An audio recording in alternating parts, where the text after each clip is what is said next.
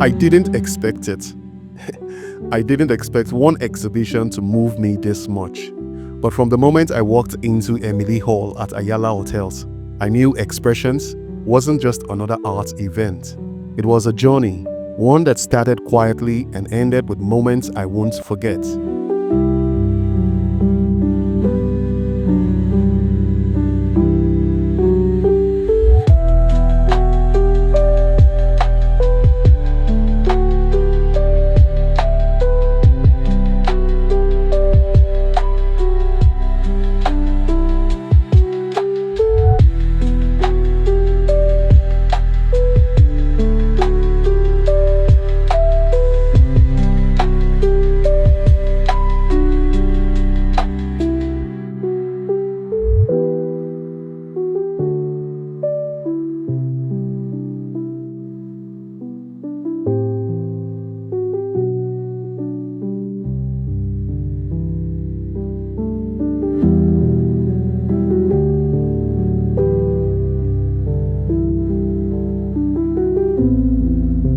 I arrived quite early. The hall was still waking up. Artists were making last-minute adjustments, frames being straightened, brushes being tucked away, lights bouncing off canvases in that soft, calm way that tells you the day is about to mean something. I immediately brought out my camera. I wanted to capture everything. The colors, the silence, the early movements, even before the crowd settled in. The room already had a pulse.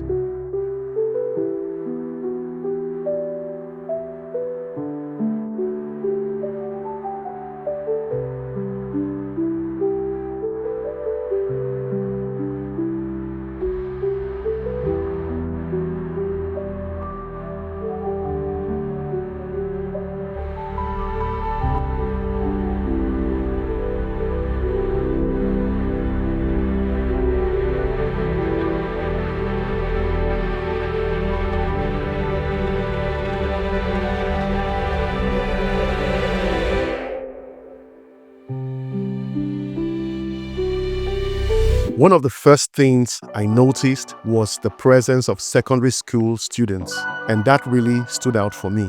It felt intentional, a deliberate attempt to expose them to creativity early. Some of them walked around with wide eyes, pointing, smiling, whispering questions to each other. That's how it starts. That's how a young mind gets shaped.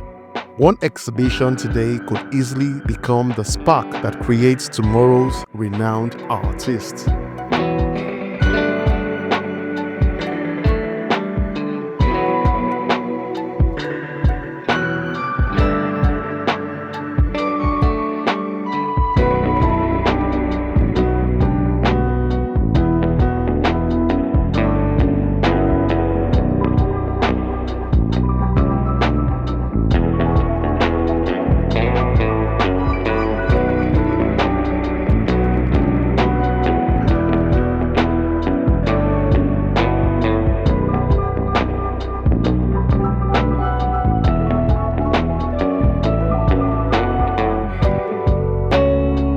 The exhibition officially kicked off with an opening prayer, then a few remarks from the organizer and chairman of the Society of Nigerian Artists Bayelsa State Chapter. He spoke about the vision to create a space where artists can tell their stories, where Bayelsa's creativity can be seen, appreciated, and preserved. My name is Bolaji Aguluma, and I'm the chairman of the Society of Nigerian Artists Bayelsa State Chapter. And this is one of our annual arts exhibition, which is titled Expression, the Essence of Life. Why expression? And why is it connotate the word, the essence of life? Expression about anything that we do is life itself. Your emotional thoughts expresses you. Your view about life expresses you. How you interact expresses you. So bringing down to that of an artist, what you paint expresses you. What you conceptualize expresses you. So this year theme about the exhibition drives to a full point where every artist expresses himself in various points.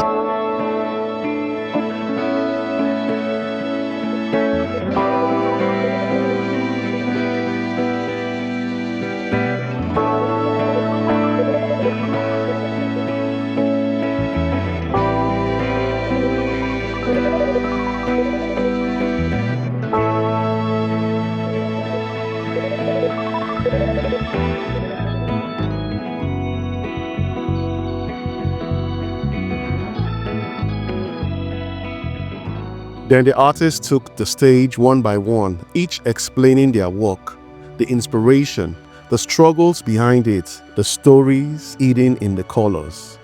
It wasn't just a presentation, it felt like each person was opening a window into their mind. And then came the moment that held the entire room still. Jerry stood beside one of his pieces. It first stuck to me when the event started and later on when the children and others were moving around the gallery. So you said the guy behind us is actually a slave that was taken from Africa to Brazil, right? And it was like a reproduction machine. Yes, yes. Okay, so please. His name is Pataseka. Pataseka. Yes, in Brazil. Okay. Yes, they used him as a sex machine to impregnate other slave women. Wow. So that they can give birth to stronger men like him. Then he sells some of his slaves, some of the ones he give birth to, he sells some of them and use some of them on their plantations. Yes. So like, let me just call the story because before the abolition of slave trade in 1808, he has given birth to Dreams, 300 guys, hear that. Then after the abolition of slave trade, okay. He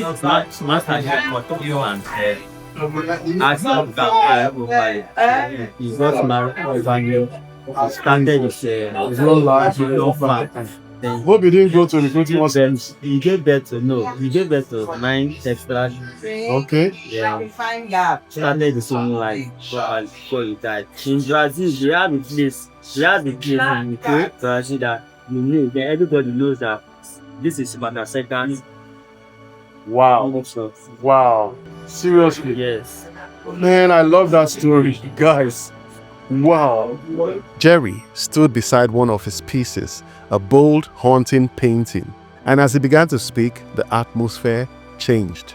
It told the story of a slave taken from Africa to Brazil. A man who, because of his strength and build, wasn't only used for labor, he was turned into a sexual machine. Forced to sleep with several female slaves, breed more slaves, and create life under the weight of oppression. Jerry said the man fathered over 300 children during the time. 300. Let that sink in. And yet, when slavery was abolished, this same man walked into freedom. He married and had 9 legitimate children. He rebuilt his life from the ground up. Today, there's a place in Brazil named after him. Standing there, listening to Jerry tell the story, the painting stopped being artwork. It became history, memory, a reminder of everything our ancestors endured and how resilience still finds a way to breathe. That was a moment I won't forget.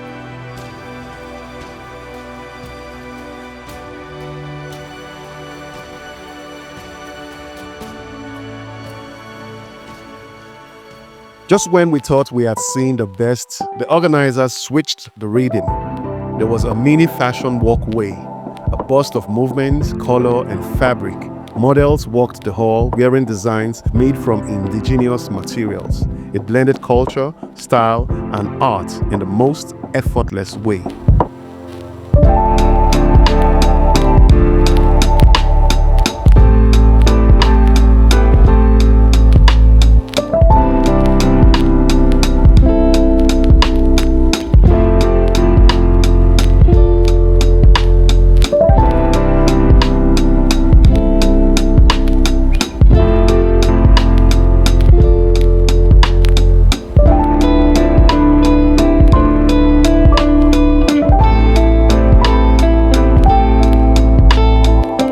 Then came the music, cool, playful, and kind of emotional. The performance filled the hall with a warm energy that made the artworks feel even more alive.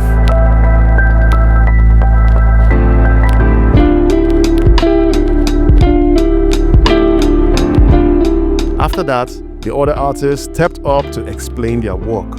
You could hear passion in their voices. For some, art was healing. For others, storytelling. For others, a rebellion against silence.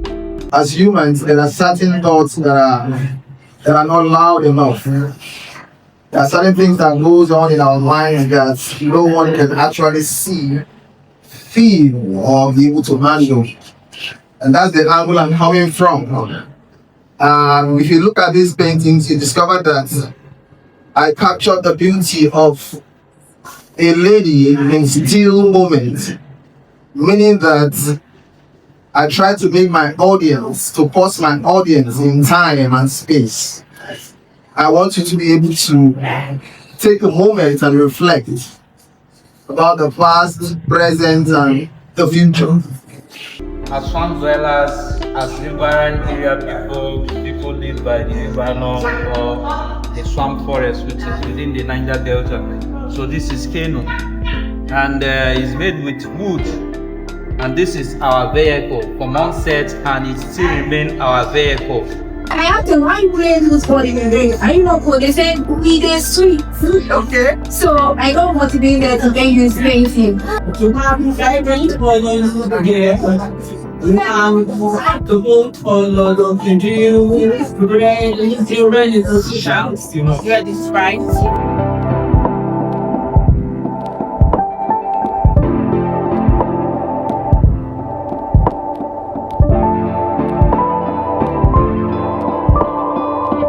The students later had a chance to ask questions, simple questions, honest questions, but meaningful. Behind those questions, you could see young minds opening slowly, beautifully.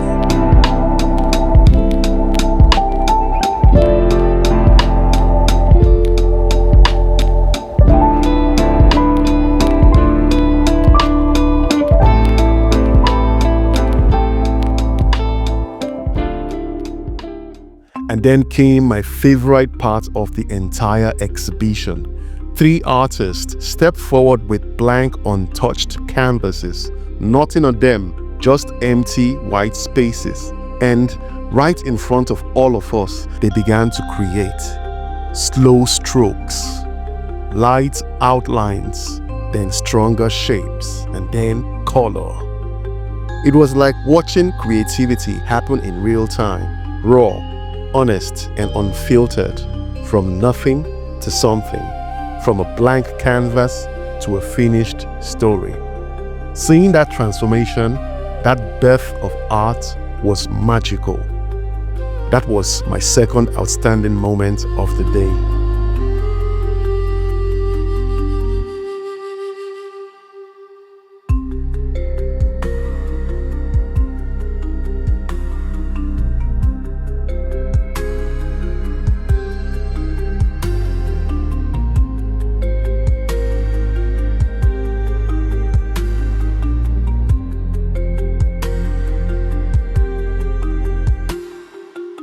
As much as the exhibition was beautiful, something struck me.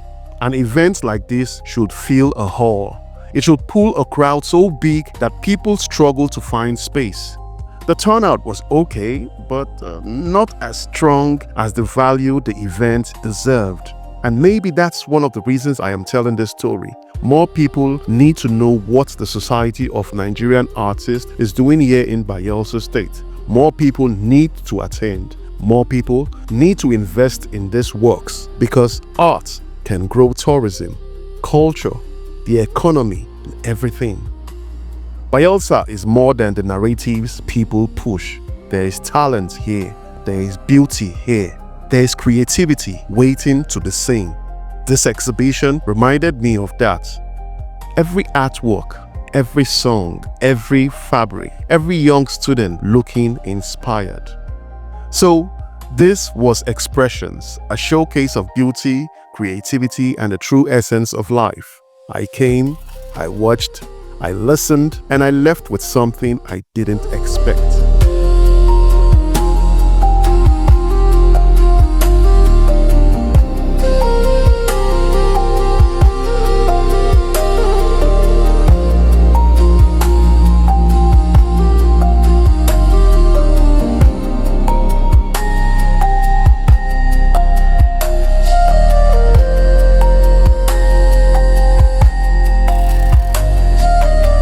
So that was my experience at Expressions, a day of color, culture, history, and creativity.